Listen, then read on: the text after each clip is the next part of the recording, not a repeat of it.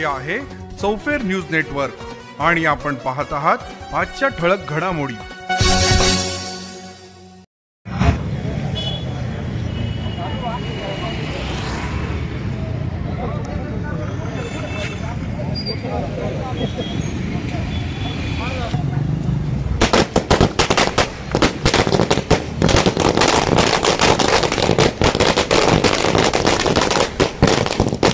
चौफेर न्यूजमध्ये आपलं स्वागत आहे। आपण लोणी बुद्रुक येथे आहोत। आधी निवडणुकीच्या अगोदरच इथं फटाकडे वाजताय, काय कारण आहे, काय आनंदाचा जल्लोष, लोणी ग्रामस्थ कसला जल्लोष हे करताय आपण बघूया, विचारूया त्यांच्याशी।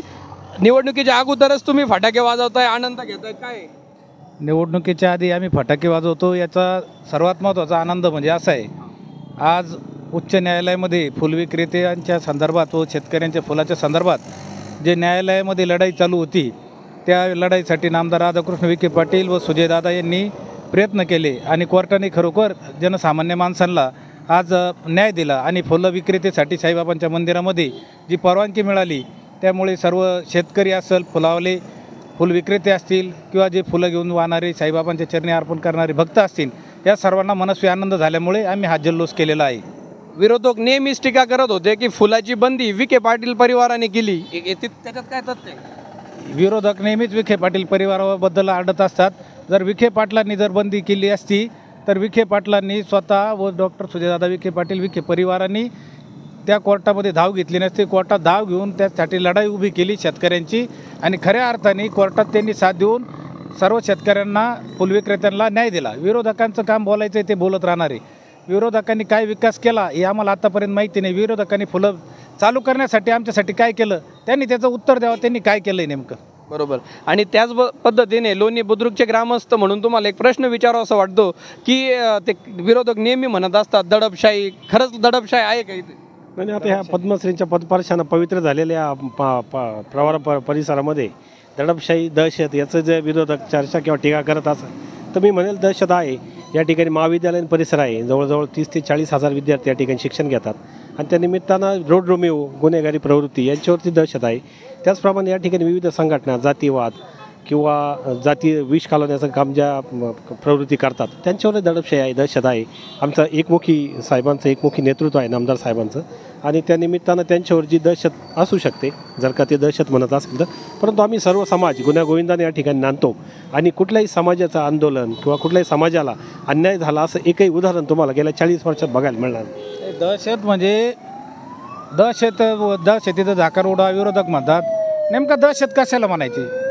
रस्ते केले, दहशत केली, विकास केला, रस्ते केले, मुलांना शिक्षण मिळतं, दहशत केली, गोरगरिबांचे आरोग्याच्या सुविधा उपलब्ध करून दिला, ऑपरेशन वगैरे मोफत होतं, याला दहशत म्हणतात। नेमकं दहशतीचं कारण काय हेच काही कळायला मार्ग नाही। दहशत कशाला म्हणता? हो, दहशत म्हणत असेल तर आम्ही मान्य करत नाही, पण म्हणत असेल तर इथं विकासाची दहशत, इथं विकास भरपूर झालेला आहे। निळवंड्याचं पाणी आलं, कॅनल आलं, आम्हाला सगळी सुलभता आहे, लाईट आहे, सगळ्या गोष्टी डिपे बसवले जातात, रस्ते केले जातात, आम्हाला कुठंही काही वाटत नाही, कुठल्याही प्रकारची इथं दडपशाही नाही आहे। 10 वर्षापासून लोकांना फुकट धान्य देऊ राहिले, एवढ्या सवलती दिल्या, इतका गुन्ह्यागोविंदा आनंदात असताना मतदारसंघामध्ये पवार साहेबच मुळात दहशत निर्माण करू राहिले आमच्या मतदारसंघामध्ये। काय शांतता बिघडवायचं काम पवार साहेब आले की शांतता बिघडते नेहमी या तालुक्यामध्ये। आम्ही खासदार साहेबापासून पाहतोय, खासदार साहेबांनी त्यांना सुप्रीम कोर्टात हात जोडायला लावलेलं आहे शरद पवारांना, काय आणि त्यांचा माझा फक्त 8-10 वर्षाचा फरक आहे। ते म्हणते गद्दारी गद्दारी, 78 साली तुम्ही काय केलं होतं पवार साहेबांना विचारा तुम्ही। 40 घेऊन आमदार घेऊन फरार झाले, सरकार बनवलं, ती गद्दारी नव्हती का? काय वाटतं आपल्याला किती लीड नाही येतील विखे साहेब? विखे साहेब 1 लाखाच्या आसपास मताने आल्याशिवाय राहणार नाही। आपल्याला काय वाटतं? काम बोलतं इथं सगळे सर्वसामान्य माणसापासून तर मोठमोठ्या माणसं, उद्योगपती असतील, गोरगरीब जनता असेल, आत्तापर्यंत काही कमी पडलेलं नाही आम्हाला।